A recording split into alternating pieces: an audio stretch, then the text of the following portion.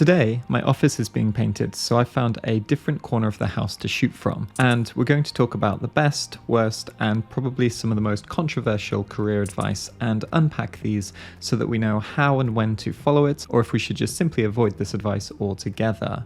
Most of these I've skimmed off of Reddit or LinkedIn and the like, but if you have some career insight that worked for you, or something that led you astray, then let us know down in the comments below. And of course, if you enjoy the video, then don't forget to like and subscribe, and let's dive in. So first up, let's just quickly get past the usual stuff. And I usually say things like try and get at least one certification. If you can, get some experience, work on some side projects, and networking is also important. But there is one thing that everybody says, and that is kind of like building a strong foundation. And then you've got the meme of the kid like stepping up the steps and it's skipping everything and then going into like red teaming or insert any cool title. Now, what I'd say with building a strong foundation, it is of course important to have general computing skills, but the best way to do this is simply to follow a course. You know, if you do something like the PEH, you're going to get networking skills, you're going to get scripting skills, you're going to get general operating system knowledge, and then you can build on that. You don't need to spend years and years building a strong foundation. You can actually do it all at once, and then as you continue your study and you're like, okay, my Linux is a little bit weak here, or I'm finding it hard to understand this PowerShell script, you can layer on and you can study more and expand into those areas. But to begin with, follow a course, get your fundamentals down, and then just simply move on. Don't spend forever building a strong foundation. Build the foundation and then just move on. So let's talk about some advice that I think is either generally bad or it depends highly on the context. So some of you might have taken this advice in the past and it might have worked, but that's likely because the context, or you were successful in spite of this advice, not because of it. Anyway, let's unpack some of these. So first, we have specializing early and in a single area, like penetration testing, for example. Now, I think that specializing is a good thing, but I think it's a terrible idea to do it early on in your career for a number of reasons. One, you're still probably building that strong foundation that we talked about just a couple of minutes ago, and you probably are still expanding skills and connecting dots and building bridges between different topics within the wider scope of cybersecurity. And secondly, you're probably not 100% sure what you actually want to do. And even the same job from organization to organization can look very, very different.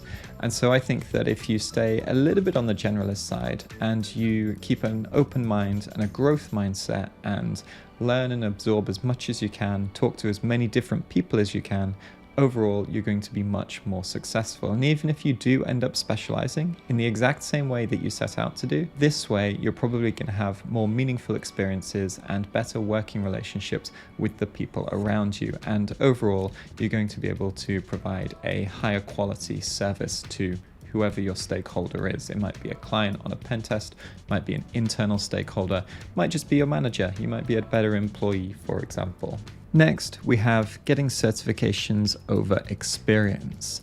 Now, my opinion of this is that certifications give you diminishing returns, and so getting that first one is, I think, really critical to help you land job interviews. But after that, I would say that either go maybe for a second, but also work on your side projects, work on getting an active GitHub profile, for example, or whatever it is that's related to the field or the job that you want to be in, and work on those to give you more to talk about in your interview. Now, of course, there are some fields where, for example, you might have gotten a entry-level certification and then you want a more specialist one for a particular role, or if you wanted to pick up a certification to help you be more well-rounded, I think that's fine. But like I say, don't go nuts. I think I talked about this on a previous video where I'd seen a lot of candidates with 10 or 15, sometimes even 20 certifications, and they tend to not be the strongest candidates. And overall, they don't get the job in the end. So certifications are important. They have diminishing returns. So think about the context. And I think later on, if you're looking to really specialize or dive deeper into a particular field, then of course you might look at certifications in that particular field. But early on, don't go nuts and save yourself some time and money, and also level up your skills in a more meaningful way. Advance your cybersecurity career without breaking the bank thanks to TCM security certifications. We believe in high quality education that's accessible and affordable. Get top tier cybersecurity training and certifications without the heavy financial burden. You can explore cost-effective cybersecurity pathways at certifications.tcm-sec.com. Quality education accessible to all. Next, we have going freelance or consulting as early as possible. And I think there are some real benefits to working somewhere that's like a managed service provider. So MSPs tend to pay for training, and you get to work with a lot of different people and different clients, and your mileage can vary, obviously, from organization to organization, but I think this is a better approach than going the consulting route very early on. There are, of course, people who go and become consultants straight away and are very successful, but I think they're successful in spite of that, not because of that. But once again, think about the context and think about this one very, very carefully, and whether consulting or freelancing is right for you, or whether you are in the right place in terms of your career and your financial stability to be able to do this. So next, I wanted to talk about skipping formal education. And this is an interesting one, especially given how the industry is evolving and also how much a degree can cost, not just in terms of money, but also in terms of time. I think generally speaking, unless there's a really good reason not to, I think most people are better off getting a degree and then entering the field. But there are edge cases where a degree would be absolutely financially crippling for you and therefore maybe not a great idea. Or if you have a good opportunity, for example, if you know someone who works in the field, or you've already got a certification down and you can get an entry-level job working for 3 or 4 years and building your skills in that role, if you know that that's what you want to do, might also be a good option. But you really need to weigh up these options carefully. So once again, think about the financial cost and the opportunity cost and consider what's best for you and what options you have available. For me, if I could do everything all over again, I would still go back and do my undergrad, and I would still probably do my master's as well. It wasn't super expensive to do, even though I self-financed it.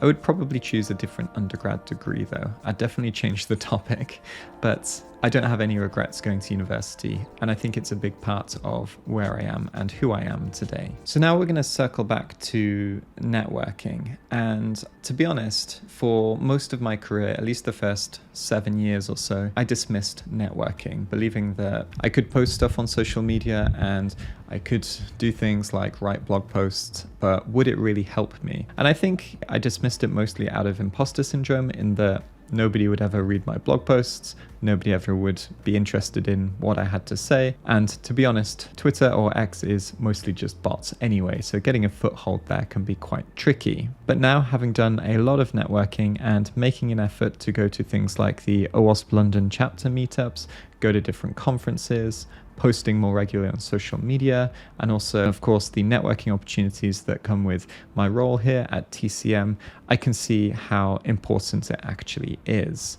And if you can, definitely put yourself out there, try and be somewhat consistent, even if it's only posting on social media once per week. I think that's better than posting once every 6 months, but try and get some kind of consistency.